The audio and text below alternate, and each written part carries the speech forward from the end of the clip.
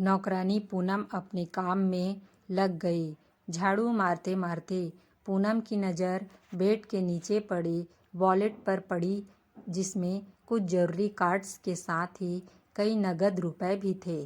पूनम ने वॉलेट उठाया, एक बार वॉलेट को और एक बार सोते हुए अपने मालिक को देखा, फिर वॉलेट को।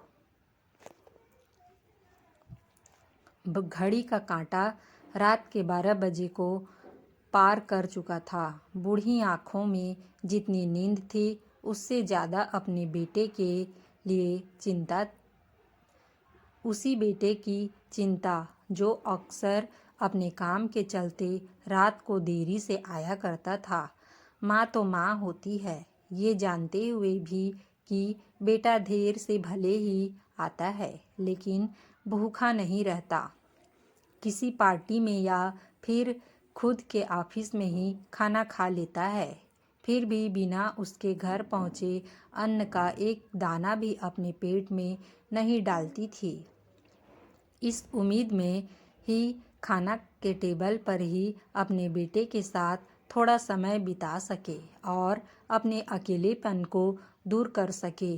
अकेलापन इसलिए क्योंकि इकलौता बेटा, वो भी कुंवारा, और दुनिया को 3 साल पहले अलविदा कर चुके पति, जिनके जाने के बाद बेटे ने उनका कारोबार अच्छे से संभाल लिया और दिन और रात का ज़्यादातर समय बाहर ही बिताने लगा।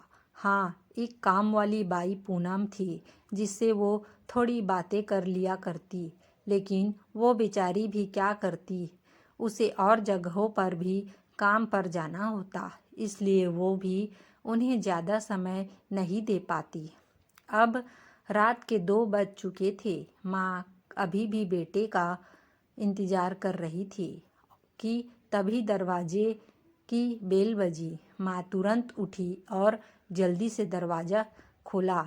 बेटा फट से घर के अंदर घुस गया। माँ ने उसे डांटते हुए कहा, आज फिर से लेट।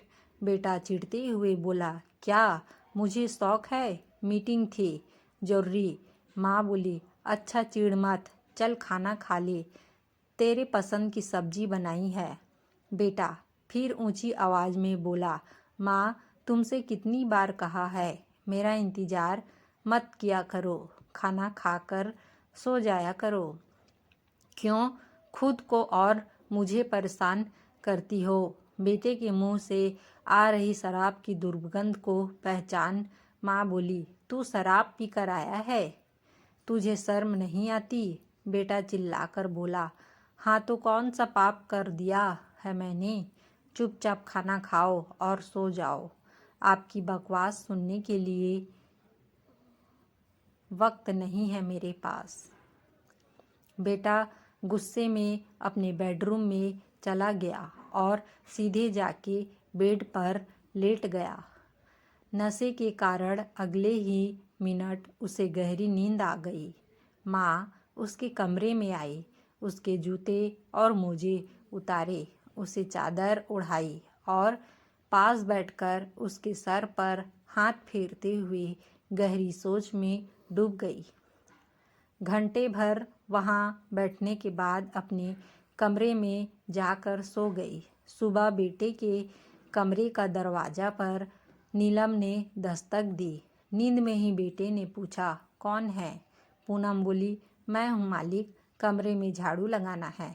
बेटा बिना आंखें खोले ही बोला, ठीक है, सफाई करके दरवाज़ा बंद करके जाना। नौकरानी पूनम अपने काम में लग गई। झाड़ू मारते मारते पूनम की नज़र बेड के नीचे पड़े वॉलेट पर पड़ी, जिसमें कुछ जरूरी कार्ड्स के साथ ही कई नगद रुपए भी थे। पूनम ने वॉलेट उठाया, एक बार वॉलेट को और एक बार सोते हुए अपने मालिक को देखा, फिर वॉलेट को उसके तकिए के पास रख कर चली गई। सवेरे 10 बजे बेटा उठकर अपने ऑफिस को निकल गया। रास्ते में पेट्रोल पंप पर पेट्रोल भराने के लिए गाड़ी रोकी और पैसे देने के लिए वॉलेट निकाला। तब उसमें पैसे थे। नहीं।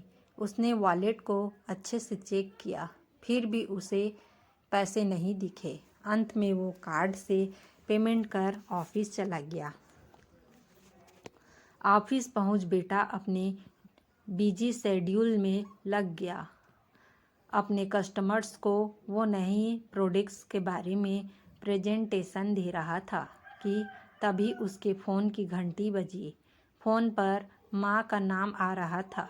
उसने फ़ोन ना उठाकर उसे साइलेंट पर कर दिया, लेकिन फिर भी बार बार माँ कॉल कर रही थी, इसलिए परेशान होकर उसने फ़ोन उठाया और साइड में जाकर माँ से बात करने लगा। बेटा बोला, क्या करती हो माँ? अगर मैं फ़ोन नहीं उठा रहा तो आपको समझ नहीं जाना चाहिए कि कोई ज़रूरी काम कर रहा हूँ। यहाँ पर मैं बहुत ज़रूरी मीटिंग में हूँ। मैं आपसे बाद में बात करूँगा, माँ बोल रही थी।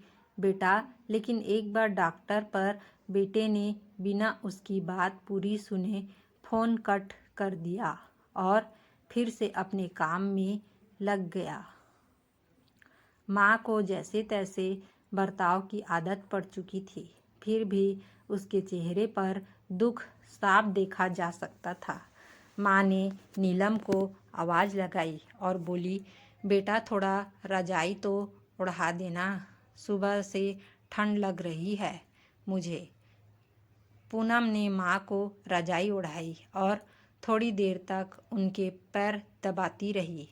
जब पूनम जाने लगी तो पूछा, आपको और कुछ चाहिए?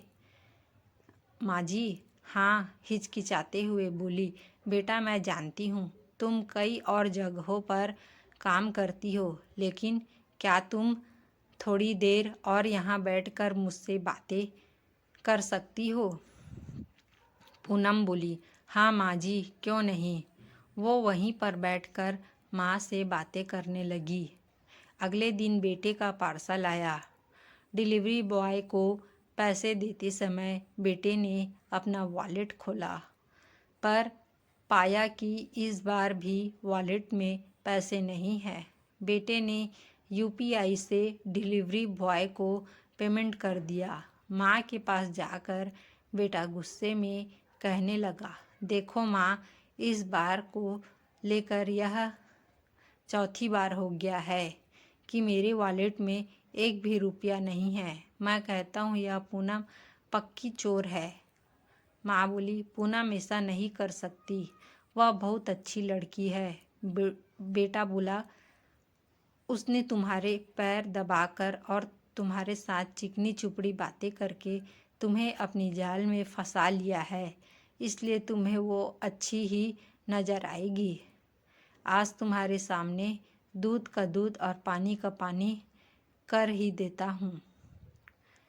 यह कहकर बेटे ने पूनम को आवाज़ लगाई और कहा, वहाँ पर आने के लिए कहा। मालिक की इतनी ऊंची आवाज़ सुनकर पूनम दौड़ते हुई आई, वहाँ पर आ गई। उसने तुरंत पूनम पर आरोप लगाते हुए कहा, अगर तुम्हें किसी चीज़ की या पैसों की ज़रूरत भी तो मुझसे कह दिया होता, मैं तुमसे दे देता। चोरी करने की क्या ज़रूरत थी? पूनम को पहले कुछ समझ में नहीं आया, फिर जब वह समझ पाई कि उसको चोर कहा जा रहा है, तब वह बोली, मैंने ऐसा कुछ भी नहीं किया है मालिक। अच्छा तो पुलिस बुला लेता हूँ, वही अब सच सामने लाएंगे, बेटे ने गुस्से से कहा। पूनम डरते हुए माँ की तरफ देखने लगी। माँ ने अपने बेटे से कहा, पूनम ने चोरी नहीं की है, वॉलेट से पैसे मैंने निकाले हैं। बेटे ने कहा, हाँ, तुम उसे बचाने की कोशिश मत करो। माँ ने कहा, मैं तुम उसको बचाने की कोशिश बिल्कुल नहीं कर रही हूँ, बल्कि वही कह रही हूँ जो सच है। बेटा आवाज़ थोड़ी धीमी करते हुए बोला, तुम्हें ऐसा करने की क्या ज़रूरत थी माँ? तुम मुझसे बोल देती, क्या मैं तुमको पैसे नहीं देता? तुमसे कुछ भी बोलने के लिए। तुम यहाँ पर रहने ही कब हो? जब सामने आते हो तो सोने चले जाते हो, और जब फ़ोन करती हूँ तो बिना बात किए ही फ़ोन काट देते हो। अब तो तुमसे बात करने के लिए भी मुझे तुम्हारे ऑफिस में अपॉइंटमेंट लेनी पड़ती है, तब जाकर मेरा फ़ोन तुम पर ट्रांसफ़र किया जाता है। जितने पैसे घर खर्च के लिए तुम देते हो वह तो घर खर्च में ही ख़त्म हो जाते हैं। इसके अलावा कोई भी खर्चे हैं जिनके बारे में तुम नहीं जानते। आजकल मैं कितनी बार बीमार हो जाती हूँ, जब पूनम ही मुझे डॉक्टर के पास ले जाती है और मेरी दवाई करवाती है, और बेचारी अपने दूसरी जगहों का काम छोड़कर मेरे कहने पर मेरे साथ समय बिताती है, जिससे मेरा अकेलापन थोड़ा कम हो जाता है। तो मेरा भी फ़र्ज़ बनता है उसे उसकी एक्स्ट्रा सर्विस के लिए एक्स्ट्रा पैसे दूं। इसलिए मैंने तुम्हारे वॉलेट से पैसे निकाल कर उसे दिए।